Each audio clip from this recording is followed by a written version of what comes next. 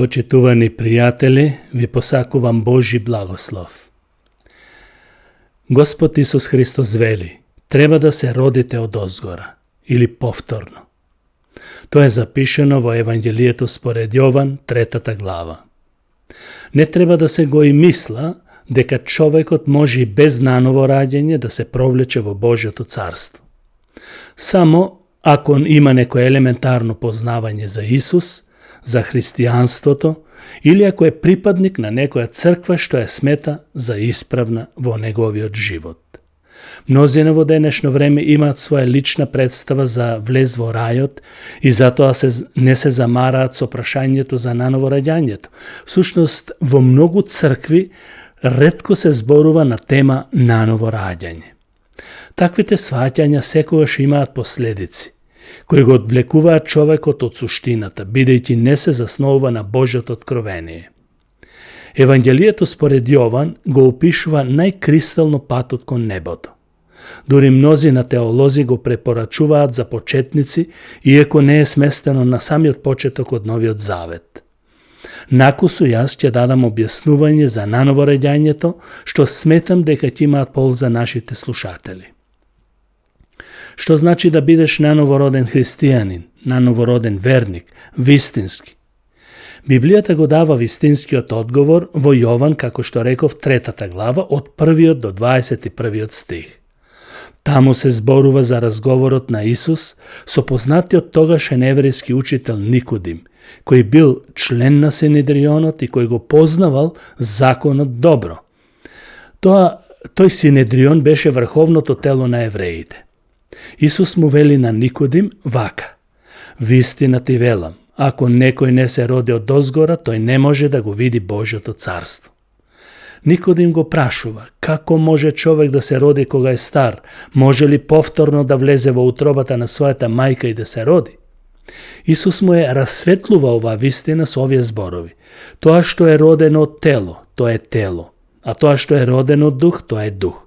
Затоа не чуди се на оваа, треба да се родите одново, повторно. Дали забележувате разлика во Исусовата реченица? Прво му се обраќа нему, треба да се родиш од озгора, а потоа вели треба да се родите одново.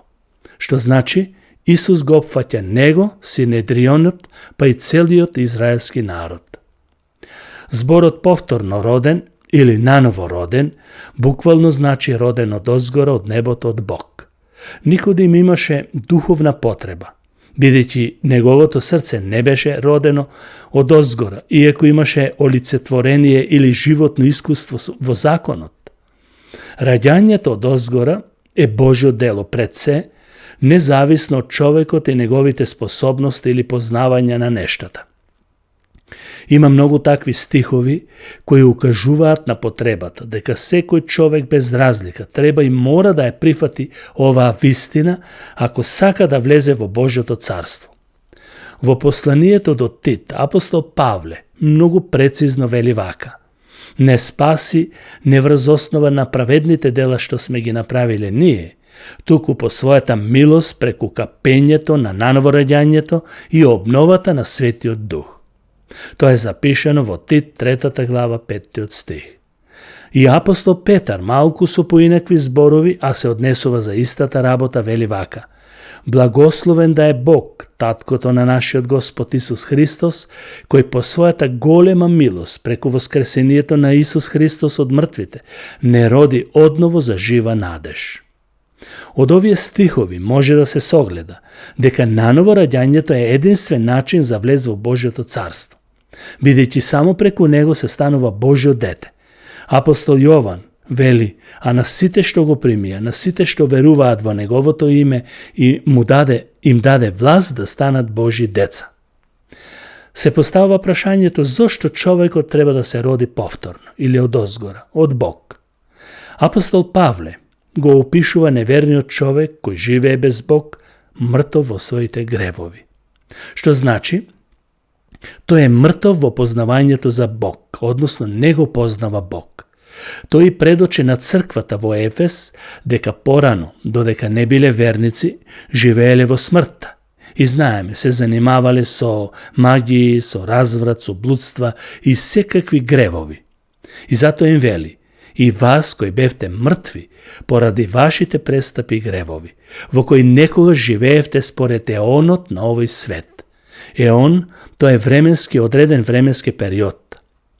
А во Римјаните ја истакнува апостол Павле генерално човечката позиција пред Бога, дека сите се грешници и немаат Божјо достоинство, не ја заслужуваат Божјата слава, или има еден стар збор кој се употребува се уште, а тоа е: сите се лишени од Божјата слава.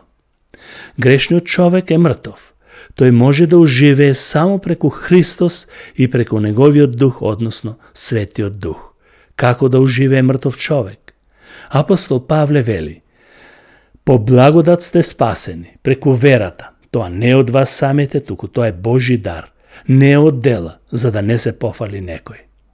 Кога некој ќе ја прифати Божјата благодат, тој ќе добие духовна обнова и нов живот. И затоа Павле вели: кој е во Христос, тоа е ново создание. Старото помина, ете се стана ново.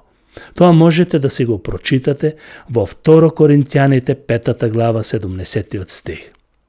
Ова искуство може да стане твоја реалност уште денес, зашто на сите што ќе поверуваат во Божиот Син Исус Христос, тој им ветува дека со овластување ќе станат Божи синови и ќерки. Новиот живот ќе се манифестира во сите области на твоето живење. Во семејството, на работното место, во црквата, на секаде каде што ќе стапне твојата нога. Денес имаш прекрасна можност за овој нов подвиг. Можеш да се помолиш со овие зборови, едноставни. Господи, јас знам дека сум грешник, јас заслужувам праведна казна, но ти благодарам што Исус Христос, твојот возлюбен син, ја зеде мојата казна врз себе, така што преку вера во него можем да ја избегнам и да ми биде простено. Затоа ти се доверувам тебе и спаси ме од проклетството на гревот и на смртта. Ти благодарам за твојата прекрасна благодат и твоето милостиво простување, и што во името на Исус Христос ми подаруваш вечен живот. Амин. Исус вели: тој што ќе дојде кај мене, нема да го отфрлам.